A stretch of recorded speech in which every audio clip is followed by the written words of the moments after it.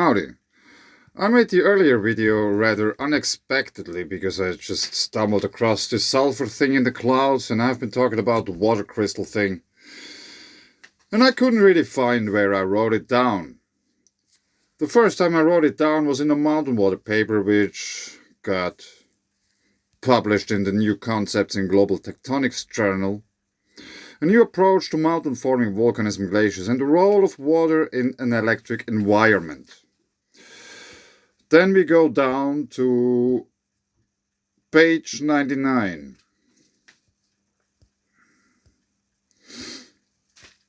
I will put links below. Again, you can search for them and read the papers. Wide rivers. I've been talking about wide rivers very much. And how they are still actual or up to date in order to be talked about. Let me show you just one thing about this wide river topic, which is very interesting still. For this we go over to the volcanoes and earthquakes application, and then we go to Alaska, where obviously has been some earthquake, 5.3. Now, let's just have a little zoom in. Hopefully you can spot it. There are wide rivers all over the place. And just beside one of these, there was the quake. Many other quakes followed. So there is something going on in Alaska, and it is associated with water and wide rivers, and probably many other things, which are maybe also talked about in this paper. One really interesting features of the Alps are the wide rivers. These kind of wide rivers, as I call them, aren't only present in the Alps, they can be found all over the world. Yeah, I just showed you. One of the most prominent of the wide rivers. Now let's go on. Yeah, let's just go on from here. I won't make a whole read through. A very interesting feature of the river is not only its white color, but also the fact that it's an alkaline river. This means the water is slightly off equilibrium in means of the pH properties. Its alkalinity is about 7.5 pH. The water is charged. The following image, figure 17, is an illustration of pH and voltage, which is also an important health aspect. The picture is from the presentation Healing is Voltage from Dr. Jerry Tennant. It is understandable that mineral water has healing properties since it is water which comes with a charge. Nature searches for equilibrium and most people aren't in equilibrium. The question must be asked, how did it get charged? What do possible fluctuations in its charge mean for the environment? We have to take all kinds of fluctuations into account, such as amount of water, alkalinity or acidity, rhythm of discharge, temperature, etc. Focusing on only one wouldn't paint the whole picture. During the creation of the Alps, through electromagnetic discharge events, different charge potentials and polarities accumulated according to their properties at the site of the action. This accumulation also happened deep in the ground and was influenced by the geological features present at the moment of creation. Their electromagnetic properties influenced the further development of the events because they either attracted or repelled certain materials, mixed up or got separated, with a simultaneous transmutation into something new. Crystals are in a way the opposite of metals. Many metals don't like water. And the Alps are not known for their metal occurrences, rather for their mineral water. There are places within the Alps where can be found metals such as gold, and others there aren't any massive mining operation for metals, unlike in Germany, for example. Anyway, minerals are crystals. They represent the Platonic solids, which are the geometrical forms of electrical circuits. So they have their own frequency and charge potential. It isn't sure if water has a memory or not. It forms a hexagonal pattern when excited at its surface. Snowflakes, easy water. And minerals are soluble in water. That they become a part of it and are part of Earth's electrical circuit in a much more active way. Water itself is a liquid crystal.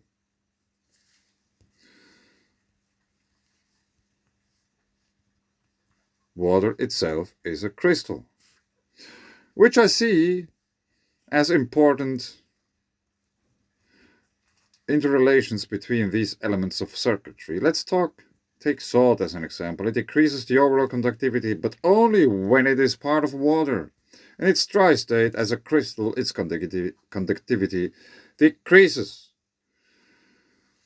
Bruce Leyburn, director of the Geoplasma Research Institute in Colorado, has a very good presentation about the geometry of circuits of Earth's indigenous energy flows, in which he explains the geometry of the circuits. The rules and laws of dragons. Snowflakes are always hexagonal. They are charged negatively, i.e. they are frozen. The following image is from one of Bruce Leyburn's presentations and freely available on the YouTube channel Thunderbolts Project. Thunderbolts Project, David Talbot was Thornhill. Here's the picture. Fire and water. Delta Y electrical circuit geometry of tetrahedron. Fire element. So that's from my mountain water paper. Let's go to the other paper, which you can find at this same page I shared already earlier. And it is Plate tectonic issues, the influence of electricity in a rock forming process, and the coherent connection between science, mythology, and history, film part 2. Then we go down a little bit. Scrolling down.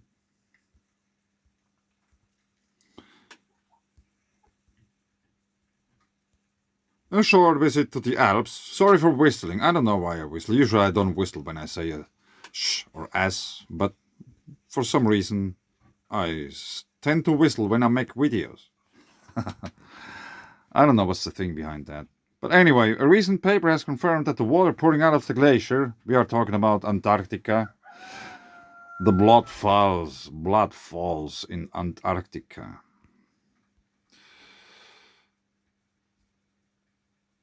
A recent paper has confirmed that the water pouring out of the glacier has a high iron content, not too far from the glacier 3000 station where the fire happened. And the source of the glacier Le Diablere is situated is an ancient place of worship. It is an iron well called Grimivasser, Kraft meaning power and art means place. Yeah, here. I made several videos about this. Is there iron within the glacier on top of a mountain? I don't know. The possibility of the fire being the result of geomagnetically induced currents, GICs, or another sudden surge in the charge distribution in the environment should be taken into consideration. The author still hasn't found any source which would explain the reason for the fire, and it is therefore an open case. If you know about why there was a fire, tell me. The idea that water is a crystal and not a liquid is still strongly maintained by the author, me. If this turns out to be true, it could have big implications on many scientific branches. In his investigations, he found interesting statements in scientific papers about water which could undermine the theory of the author. In the Journal of Chemical Physics was a paper published with the title Connection Between Liquid and Non-Crystalline Solid Phases of Water. Not only do they mention the word anomalous rather often, but it states also, quote, water is unique in many ways. Its crystalline phase diagram is by far the most complex of any pure substance and still far from being fully explored. It is the very first sentence of the introduction. Needless to emphasize that they don't know what water is. In another paper from the Journal of American Chemical Society, the author has found more evidence of water not being really understood. The title of the paper reveals already quite much. Water is a cagey liquid. The first sentence of the abstract goes as follows, quote, water is considered poorly understood. The introduced statistical model of the paper, quote, predicts the energetic and volumetric and anomalous properties accurately. Once again, we find the word anomalous right at the beginning of a scientific paper about water. Possibly, many of the strange behaviors and anomalies of water would cease to exist if it would be seen as a crystal and not a liquid. Not only is water almost incompressible, which might be due to the strong hydrogen bonds, but it also has a hexagonal structure which is familiar to all of us, the easiest seen in snowflakes. The author, me, came to the conclusion that water has always a hexagonal structure. Always! Not only when frozen or at the edges of the water body.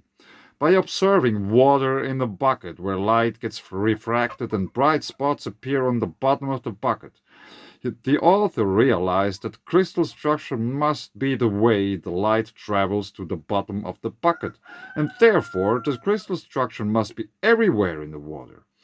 It is not only the surface tension which makes the light break, but the entire crystalline structure of the water body. The crystals are not perfectly aligned. They are shifted by certain degrees. Therefore, the light breaks and travels amongst these internal double layers. Water, when moved physically, might create some kind of internal double layers on both sides of the double layer. Easy water forms because a double layer is a kind of a surface. These constant movements and structures are very dynamic and often seen as random, much like a lightning strike has a certain amount of randomness to it. Randomness is just a way to undermine the complexity of these very dynamical processes, which is almost incomprehensible due to the amount of data points needed to be gathered, processed, and analyzed in order to be able to make predictions. The crystalline structure of water might be aligned vertically, forming columns which may be comparable to the vertical structure of aurora pointing to the highest charge potential of our planet, the core. There is no randomness in nature, only dynamic complexity and the limitation of comprehensive perception. The reason this topic is mentioned here is the fact that the groundwater of the region where the author lives has a very high content of iron. This is quite likely strongly related to the overall conductivity of the region in terms of space weather, but also history in general. Much more work on this topic has to be done. Anyway, I just wanted to show you that I have been really writing about water, bringing some ideas forth. I'm still working on that same topic. Yeah, I'm working on many other topics as well, so the progress is rather slow because I'm like all over the place all the time. Because I am an open mind. What to do? Sometimes it's rather hard to focus on something, like reading a sentence which was written by myself, because there is like 1,000 things going on in my head at the same time. But anyway, water is very interesting. Yeah. The age of Aquarius. And what was it? A mystical crystal revelation. Yeah. Here you have it. Make up your own mind about this. And for sake of completeness, or however you want to call it, let's search for the reference number 7.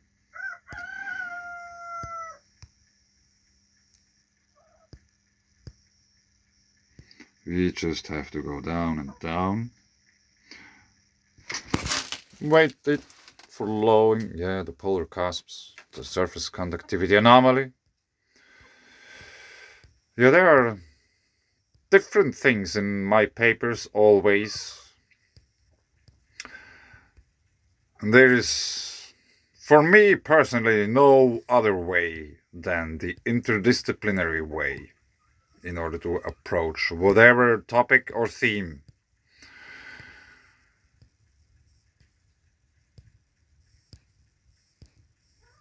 Yeah, what to do.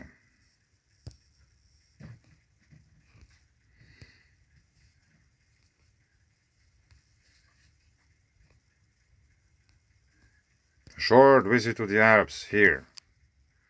Number 7.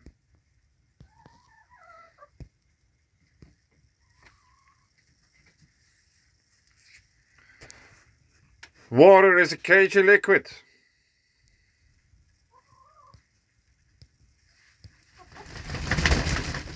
Liquid water is poorly understood.